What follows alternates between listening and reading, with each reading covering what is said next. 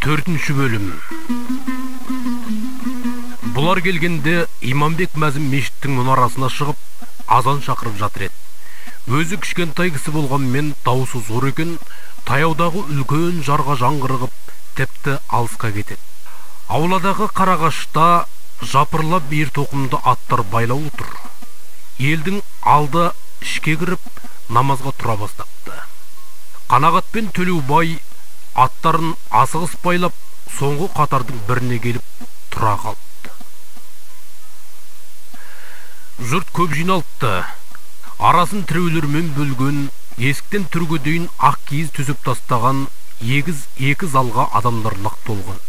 Неше түрлі тымақ, бөрік, айырқалпақ киген бастар сәл төмен тұқырып, михраптағы имам хазіретіне қарап ұйып тұр.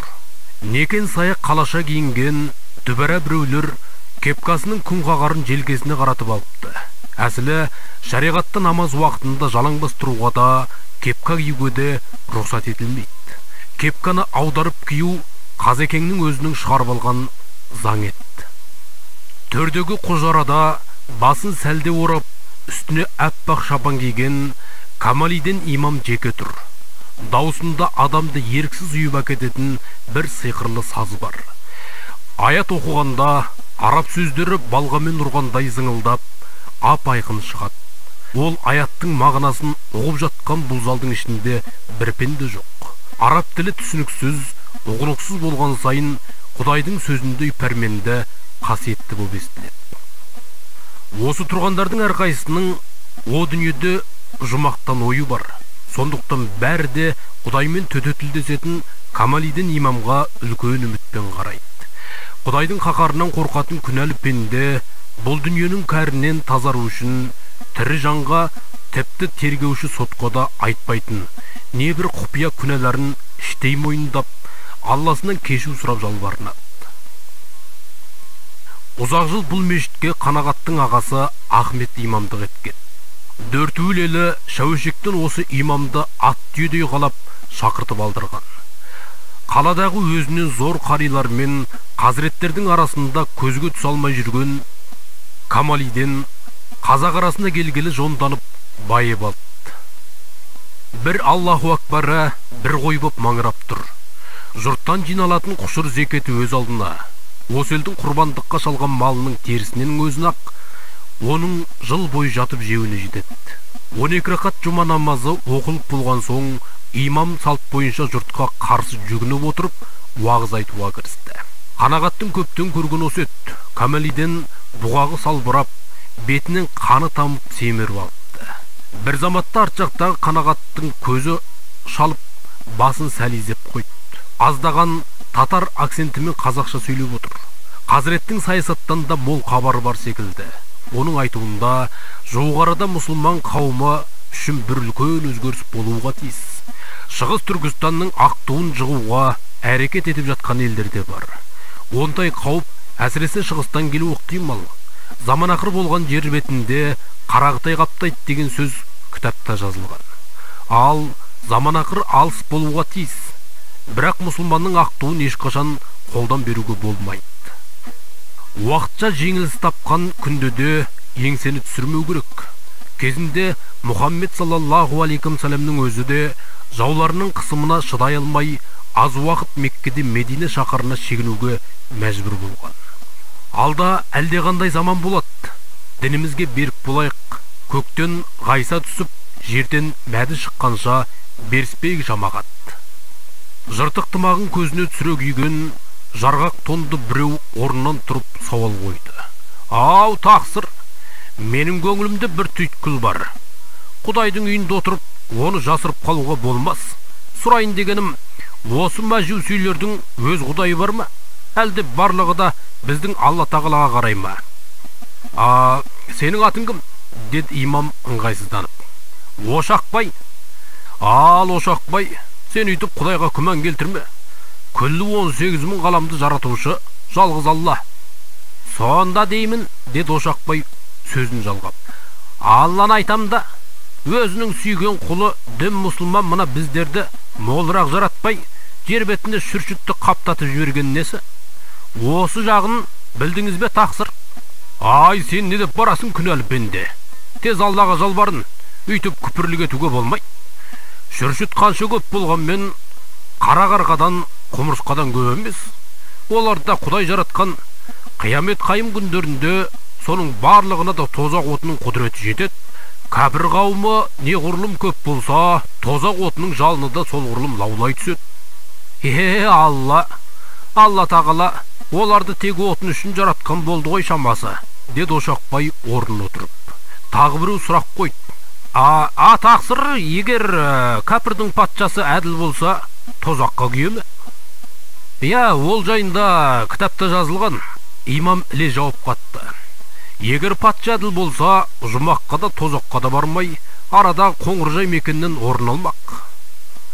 Шариғат айтылып болған соң Камалиден тәбәрәкті аяғына дейін оқымай, орта шенінен қайырды да, күллі сахабаларға, аруақтарға бағыштап бетін сипат. Жұрт топырлап далаға шыға бастаған. Қанағатты көптен көрмеген соның маңайына үйіріліп, денсаулығын, үй ішінің амандығын сұрасып жатқанды. Жұмықтоғас жағының қалиғажы бастаған бір топ адамы әдейі бұрылып келіп амандасты. Қалай, қал жағдай жақсы ма, қанағат шырағым? Аурудан аман есен аяқтың ба? Жақсы атаның баласы едің, бәрімізде сыртыңнан тілеулес болдық. Ел іші бүлінгенмен сенің орның бір бөлек қой. Ағайынның атозғанша ауылдастың тайосын демей, тұтас елдің берекесін ойлағаныңды да естіп жатырмыз. Акбардың айыбын бетіне шыжғырып басқан көрінесің. Сол үшін саған күллі жұмық атаң дән риза, дед қажы.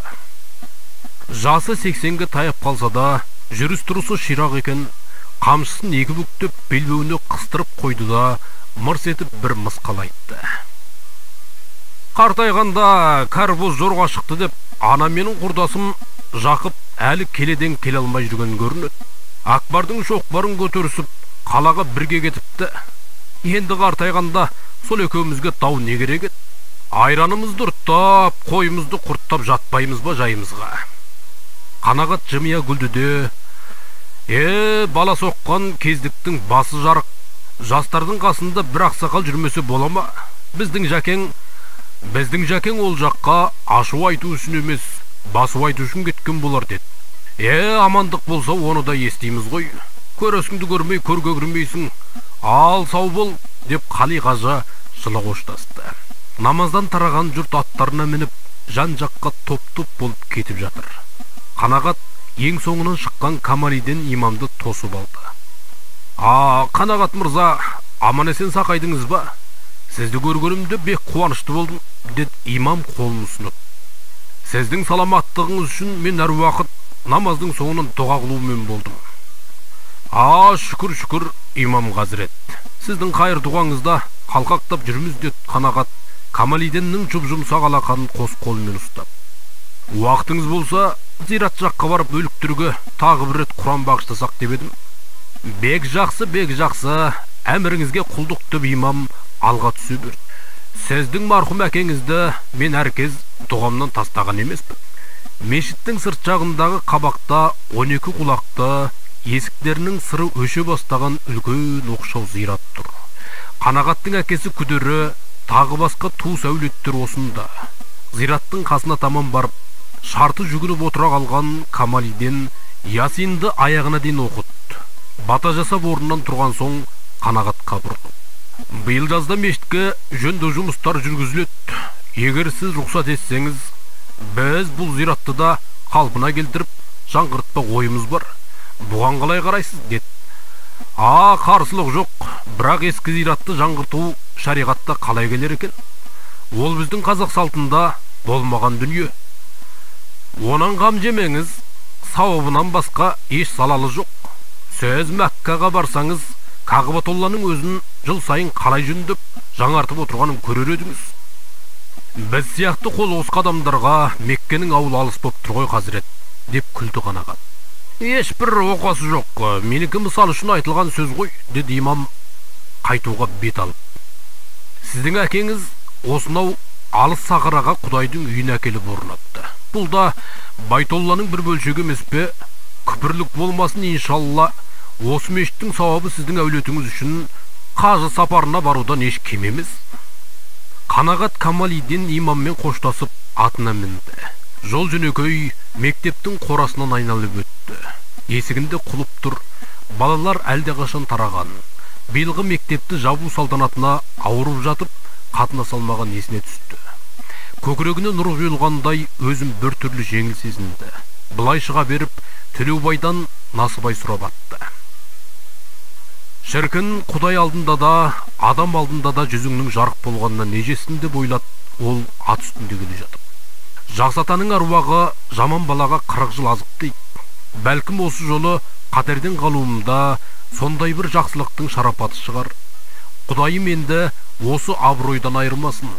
Әнеу бір оқудағы жалғызға да тауфиқ бергей. Биыл қалаға ыстық ерте түсті. Күннің көзі бүгінде көкжиектен өрттей алаулап көтерілді де, жер бетін төстік шоғақтап қуыра бастады. Маусым туғалы бір тамшы жаңбыр жаумай, аспан қуқыл тартып тұр. Қапырық ауа тыныс алдырмайды. Көше бойындағы тал-теректердің шаң басып, сілкін алмай ауыр майысады. Тек қаланың әр тұсынан кесіп өтетін Қарасу бойында ғана жанның терезе табатын салқын лебі бар. Шәуешек қаласының шығыс жақ шетіндегі осындай бір Қарасудың жағасында үй орнындай үлкен үйеңкінің түбінде отырған жас жігіт ыстық күнге шағынғандай қабағын тыржита кезерген ерін жалап қойды. Көлеңкеде қу сұрылып үстінен ауып барады. Орнынан құлықсыздау көтеріліп, астына төсеніші алашаны талдың түбіне қарай жылжытты. Орта бойлы, балғын денелі сұлу бозбаланың мұрты енденді тап салып тебіндеп келеді. Аққұба жүзі ыстықтан быршып күреңітіп тұр. Талайға дейін екі тізесін құшақтап үнсіз отырды да, бір заматта қасында жатқан кітапты қайтадан қолына алды. Оқуға құлқы соғып та тұрған жоқ. Тек 2-3 күннен кейін тапсыратын емтихан десік қалып, амалсыз үңілді. Түнде тойдан кеш ұйықтағанда, маужырап ұйқысы келіп, әлсін қалғып кете берген соң бір сәт дауыстап оқуға кірісті. 1758 жылы Қытай Манжу басқыншылар соңғы рет шабуыл жасап, жаулап алғанша Шығыс Түркістан өлкесі өз алдына тәуелсіз мемлекет болып тұрады деп оқылды ол дауысын зорайтып. Манжың әскерлері оған дейінде жоңғар хандығына қарсы талай рет жорық жасаған. Соның барлығында да күшті қарсылыққа кезігіп, кейін серпіліп отырған. Кейінгі соғыста жергілікті халықтың 1 миллионға жуық адамы қаза тапты. Қытайдың Маншың хандығы ұлан байтақ өлкені өзіне қаратып алған соң, Шығыс Түркістанның бұрынғы есімі жойылып, отаршылдардың ежелгі әдетімен өздерінше Шыңжаң деп жаңаша ат қойды.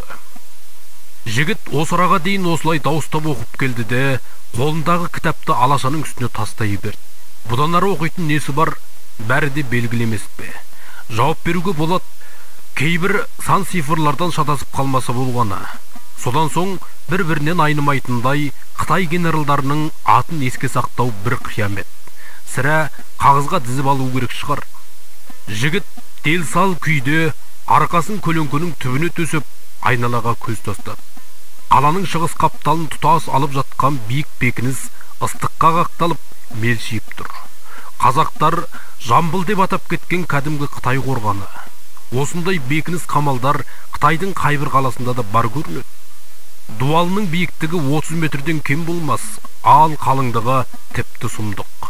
Үстінен 2 арба қақтығыспай қатар жүре береді. Айнала дөдөгесінде оқ атуға арналған торкөз тесіктері бар. Обадай үйілген осынау жаубылшықты машин билеушілер өткен ғасырдың аяғында ондаған жыл бой салған деседі. Әрине, өздері салмаған, жергілікті халықты қарулы күшпен айдап әкеліп салдырған. Қорғанның айналасы ат шаптырым, батысы мен шығысында 2 темір қақпасы бар. Жұрт рас айтса, осы қақпаның босағасында отаршылдар өздеріне қарсы шыққан 2 адамды тікесінен тік қойып, кірпіштің арасында тірідей қалап жіберген деседі. Ойпырай, неткен аямас жауыздық десеңізші. Сонда осы қорғандар неменеге керек болды екен? Қытай тарихында осының бәрі ерлік, жасампаздық делініп көтере дәріптеледі. Егер осы қорғандарды салуға жіберген еңбекті басқа бір пайдалы іске жұмсаса, тау көшіруге де жетер еді-ау.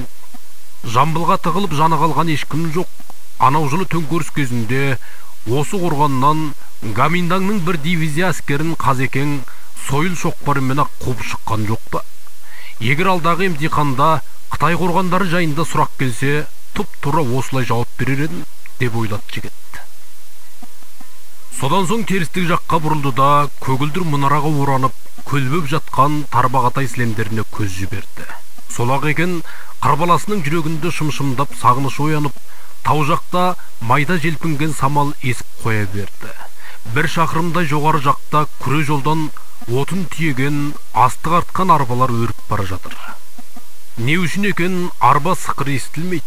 Естілген май топырақ доңғалақ соңынан шүйкеленіп сәл көтерілді де сылқ етіп жол үстіне қайтадан жата кетті. Әсіресе қалаға малайдап шұбырған қырғазағы жігіттің көзіне жылы ұшырап оттай басылды. Ел жайлауға көшуге қамданған екен деп ойлады ішінен.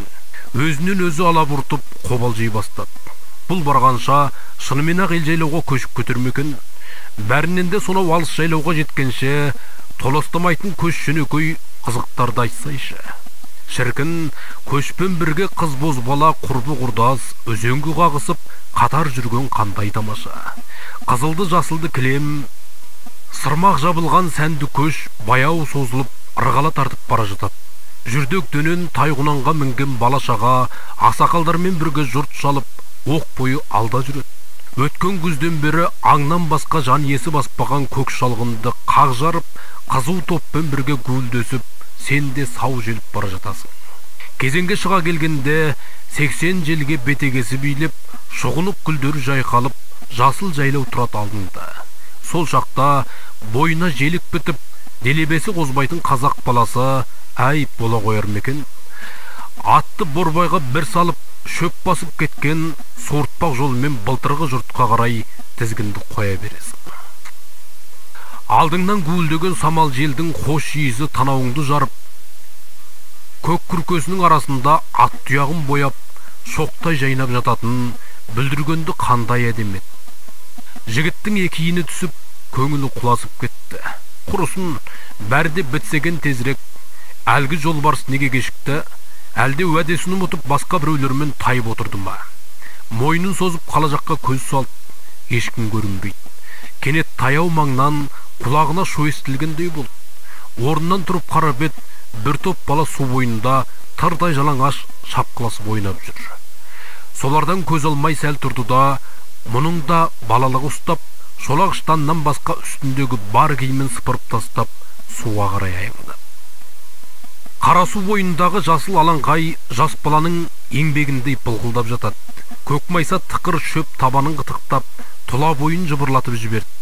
Топ-тұнық қарасу кемерінен асып, салқын сабырмен жылжып қанағат. Жігіт жарғабақтың аяғын салбыратып суға малып еді, сап-салқын екен. Арқасын күн қоздырып, ашта бастаған соң күмп беріп суға қойып кетті. Төө, мұндай рахат болар ма? Өртене жалынып тұрған аттап лезде ғайып болды. Бір талай жерге жүзіп барды да, судан мойнын ғана шығарып, жүрелеп отырды. Барқыттай жұмсақ, мақпал су денесін жеңіл ғана сыйпап өтіп жатыр. Бұл біле бермейтін неше түрлі рахат нәрселер барау дүниеде. Жақында Гогулдың Алматыда қазақша басылған кітабын оқып шыққанда, сонда бір кейіпкер күністікта салқын ваннада жатып қарбыз жеуді ұнатады екен. Сол есіне түсіп күліп жіберді. Осы бетінде қанша отырғаны белгісіз бір заматта құлағына: Естай, Естай қайдасың? Жер жұтып кетті ме сені?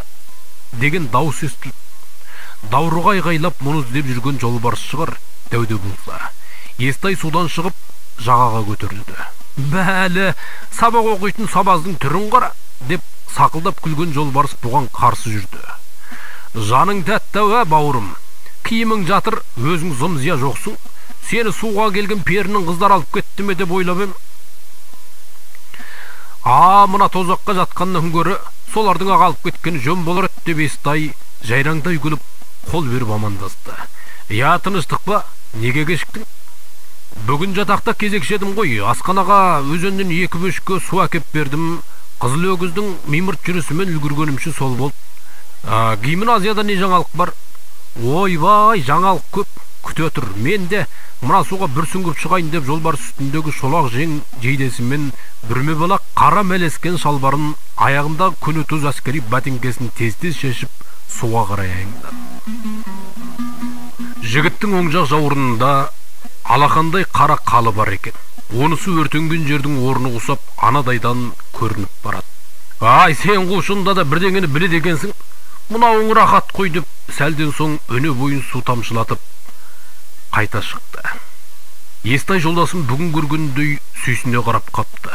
Жолбарыстың дене бітімі келістақ, жауырыны қақпақтай, қол-аяғы шомбал, білегінің бұлшық өті саптаяқ болып бөлек жатыр. Қайратты ұзын шашы таспадай таралып желкесіне құлаған. Шегір көзді, төртпақ сары жігіт қарсы алдынан қарағанда шынында да атылғалы тұрған жолбарысты еске салады. Тебіндеп шығып келе жатқан сақал мұрты да тал-тал болып айқын көрініп тұр. Ал жаңалығыңды айт, деді Естай алашаның үстіне отыра беріп. Жаңалық көп. Өзің тарихтың қаншасын оқыдың? Ерте заманның тарихын бітіргем. Енді Шығыс Түркістан тарихы қалып тұр. Ендеше оны арам тер болып оқымай-ақ қой. Неге? Шығыс Түркістан тарихынан емтихан алынбайды. Оны кім айтты саған? Нұрбек ағайдың өзі айтты. Анық солай дедім ме? Естай қуанышын жасыра алмай орнынан ұшып түрегелді. Ай, мынауың жақсы хабар екен. Бірақ бұның бұл қуанышында жолбарыс ортақтаса қоймады. Қабағын қарс жауып түйіліп отыр. Неменеге жетіс мәз боласың ей? Дед қолындағы қурайды бырт-бырт сындырып. Саясат өзгерген көрінеді. Бұдан кейін жер бетінде Шығыс Түркістан деген мемлекет болмайды. Сондықтан оның тарихында оқытылмайды, түсіндің бе? Сонда қалай? Біз шынымен-ақ халық санатынан қалдырғаны ма? Солай болғаны да жаңа ғана мектептің маңдайындағы туды алып тастады. Екеуі біразға дейін үнсіз қалды. Әр қайсысы өз ойымен болып жер шұқып отыр. Бір уақытта Естай: мүмкін солай болуға тиіс шығар. Жоғарда отырған басшылар да бірдеңені біледі ғой, деді жолдасын жұбатпақ болып. Ол үшін неменеге бөлінесің сен? Жолбарыс мырс етті. Басшылар деуін. Ахметжан мен Дәлелхан кеткеннен кейін бізде басшы қалды ма? Көлеңкесінен қорқатын қоян жүрек сорлар ғой өңкей. Күн аспан төріне көтерілген сайын қапырық ауа тыныс алдырмай бетті шарпып тұр. Құжынаған ұсақ шіркейлер бастарына ұйлығып маза бермеген соң жолбарыс қалтасынан темек алып шылым орай басты. Құлжаның сары жарма махуркасын газет қағазына орай тұтатты да құшырлана сорып танауынан көк түтінді дірдектете шығарды. Түтіннен жасқанып шіркейлер сейлейін деді. Мейлі, қайсын уайым қыламыз, алдымен оқуды бітіріп алайықшы, түбінде бір мәнісі болар, деді Естай. Сен әлі жассың ғой, көп нәрсенің байыбына бара бермейсің. Жолбарыс түнере түсті. Мен болсам, сенен бірнеше көйлекті бұрын тоздырдым. 17 жасымда қолыма қару алып төңкеріске қатыстым. 2 рет жараландым. Сонда деймін-ау, осы ел шыбын жанын шүпірекке түйіп о бастан неге көтерілді? Бақайына дейін қаруланған Гаминдан әскерін сонау Манас дариясынан өткізіп, неге қуып тастады? Соны білесің бе? Білсең, төңкеріс тағдырын сол қан төккендер шешуге тиіс емес пе? Төңкеріске жолдан қосылған біреулердің халық тағдырын сырттан саудалауға қандай қақысы бар? Мәселенің мәнісіне әлі байып жетпесе де Естай оны қаттайып кетті. Жолбарыс туыс жұрағаттан жұртай жалқы жігіт. Баяғыда біреулер оны даладан тауып алып десетін. Бертінге дейін көп жыл көше бола сатанып, әркімнің есігінде малайланып жүрді. Оның шынатында ешкім білген емес. Шаш тырнағы өскен кірғожылақ, алба-жұлба түріне қарап жұрт жолбарыс деп атапты. Ана жылдары қасына өз секілді жалаңтөс жетімдерді жинап алып, шайка болып көп жүрді. Әйтеуір жолбарыс келе жатыр дегенде бала біткен аяғынан тік тұрушы еді. Бұл екеуінің танысқаны да қызық. Естайдың онда қалаға жаңа келген кезі. Қара дөң жақта пәтерде жатып оқиды. Үстіндегі қырдың олпы-солпы киімдер көптің арасына сіңірмей бөліп тұратынды. Басында көк торғынмен тыстаған әп-әдемі тымағы бар еді. Сол тымақ бұған бәле болып жабысты. Мектепке барса да, көшеде жүрсе де, қаланың қу балалары мұның тымағын ала қашып, әуреге салды. Зеңбірек деп мазақ етеді, көк тымақты допқып теуіп ойнайды. Тымағын ала алмай, әбден өкпесі күйіп қалжыраған Естай, намысы жарлардай болып, ақыры зар еңіреп отыра кететінді.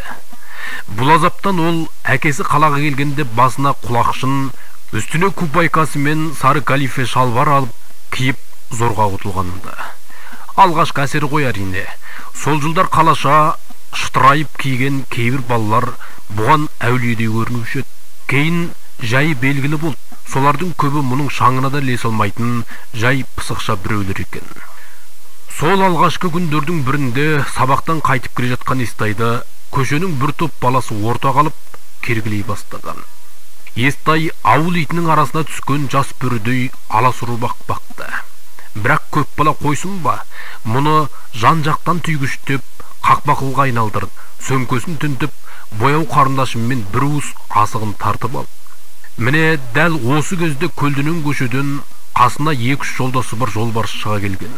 Тымтырақай қаша жөнелген балаларды ақырып тоқтатып алды да, кезек-кезек құлақтарынан ұстап создай дерсің. Шіркін, Естайдың өмірі мұндай айызы қанып көрмеген шығар. Әлгілер шыңғырып, ағатайлап жатқанда, бұл жылағанын қойып, сақылдап күліп те жіберді. Жолбарыс мұны қолды болған мүліктерін қайтарып бергізді де, аналарды құйрыққа бір-бір теуіп қоя бергенді. Екеуінің арасында достық осылай басталып еді. Жолбарыс Естайды бірнеше күн қасынан тастамай ертіп жүрді. Содан кейін ақ мұның көз ашылып, маңдайына ешкім шертпейтін болған. Сол жолбарыс 45 жылғы төңкеріс кезінде ұшты күйді жоқ болып кеткен. Сүйсе, өзі түленіп әскерге алыныпты. Атақты Шеху соғысына қатысқан, 2 жылдан кейін қайтып келеді. Төңкеріске қатысқан үшін жасасып кетсе де гимназияға қабылдаған. Қазір Естайдың класында интернатта жатып оқиды. Жасынан жетімдік тақсыретін тартып, небір қиыншылықтарда жүрсе де, жолбарыстың дәл бүгінгідей торыққан Естай ешқашан көрмегенді. Оны не деп жұбатарын білмей, жүзіне жасқана қарап отырды да. Оқу бітірген соң, не істемек ойың бар? Онан да соны ақылдасайық та деп, әңгіменің бетін басқа жаққа аударғанысыды. Жолбарыс бірден жауап қата қоймады. Қолындағы темекісін құшырлана, үстісіне сорып алды да, тұқылын өші бардай топыраққа мыжып-мыжып өшіріп тастап. Білмеймін, ол туралы ойланған емеспін деді сәлден соң. Енді қайта барсақ та бәрібір емес пе? Басымда неше түрлі жоспар болушы еді, бітті ғой бәрі де, деп біраз бөгілді. Мені қоя берші, мен деген баяғыда құрған жан едім ғой.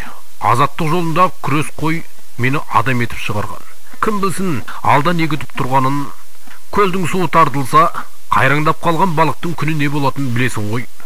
Ай, қойшы сары уайымға салына бермей, деп Естай бәйек болды.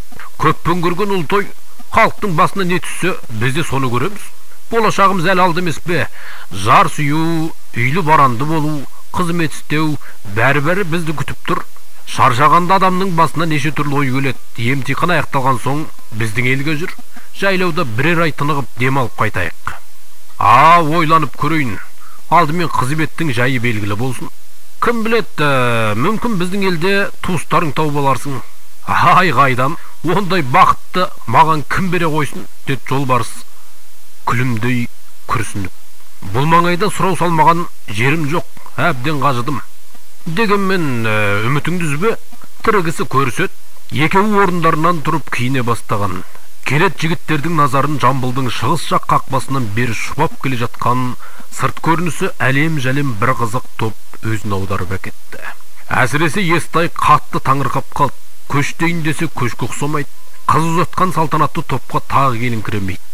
Парат жеккен арбаның соңынан жаяу тобыр баяу жылжып келеді. Топтың орта шенінде жирафқа ұқсаған мойны сала құлаш қара шұбар арғымақ сонадайдан көзге түседі. Естай ештеңеде түсінбей жолбарысқа қарап еді. Оның жүзінен пәлендей таңдану белгісі байқалмады. Бәрін алдын ала біліп, ұғып отырған адам секілді. Қытайлар ғой, өлікті жерлеуге әкеле жатыр, деді жайбырақ атқаны. Бұл кезде қаралы топ шұбырып, бұлардың өкпе тұсына келіп те қалған. Өткелбай сазының бер жағындағы белдің үстіне Қытай бейіті деп аталатын қалың төмпешік бартын. Солай қарап беттеп барат. Әлдегімнің саңсып қалғаны, дүңкілдеп баратын дауыс естілді. Ара тұра шаң-шұң өткізіп, шаңылдауын жезлегендерін ұрып қояды. Сонда анау қызылды жасылды қағаздары жетектегі арғымағы несі? Деді Естай ентелей түсіп. Қайдағы арғымақ? Қағаздан қатырған жасанды ат емес пе?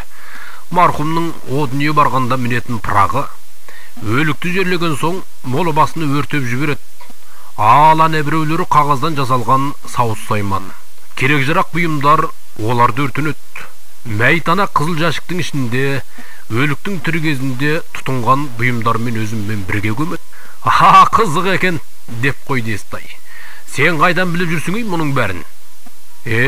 Бауырмай, қугеңірдек не істетпейді кісіге. Мен бұларға жалған мұрагер болып та көргім. Жалған мұрагер қалай? Егер өлген адамның жоқтайтын туысы болмаса, онда жылайтын адамды жалдап алады. Ол жалған мұрагер көзіне сорасын ағызып, бейтке жеткенше еңіреп бару керек. Кетшей, өтірік қалай жылап жүрсің? Естайдың шексілесі қатты. Жетімге жылау деген сөз болып па? Ағалған соң еңбек сіңіріп қалу керек қой. Ондайда қайдағы меске түсіп, мен тіпті егіліп кететінмін. Екі қытай екі қолтығымнан ұстап, зират басына сүйемелдеп зорға апаратын. Бұл өнерім солар құнап, кейін жалғыз жарым біреу өлсе, мен іздейтінді шығар. Сұмдығай, сенің де істемегенің жоқ екен ғой. Ай бауырым, онда тұрған не бар? Менің орнымда болсаң сен де сөйтер едің, деді жолбарыс Байсалды қалпын бұзбай. Көңілдегідей жылап берсең, қытайлар жақсы төлейді. Пұтханада зираттың басында қалдырып кететін тәтті тағамдар қаншама. Бір жұмалық азығыңды жинап алуға болады. Өзіңнің қарның ашты ма? Мен сені қазырақ майлы самсамен тәтті тоқашқа қарық қылайын. Ойбай, құрысын, бәлесінен аулақ. Өліктің сыбағасын жүрегің айнымай қалай жейсің? Бауырым, тоқсын ғой, тоқсын. Аш болсаң, адаларым деген ұғымдардың шекарасы жойылады. Естай басын шайқап, әлі таңданып тұр. Ғұрыптары қызық екені, бұрын не қып байқамағанбыз? Оның несі бар? Дед жолбарыс қарлы топ беласып кеткен соң. Сен қалаға келгелі бұлардың салтанат құруға мұршасы болды ма?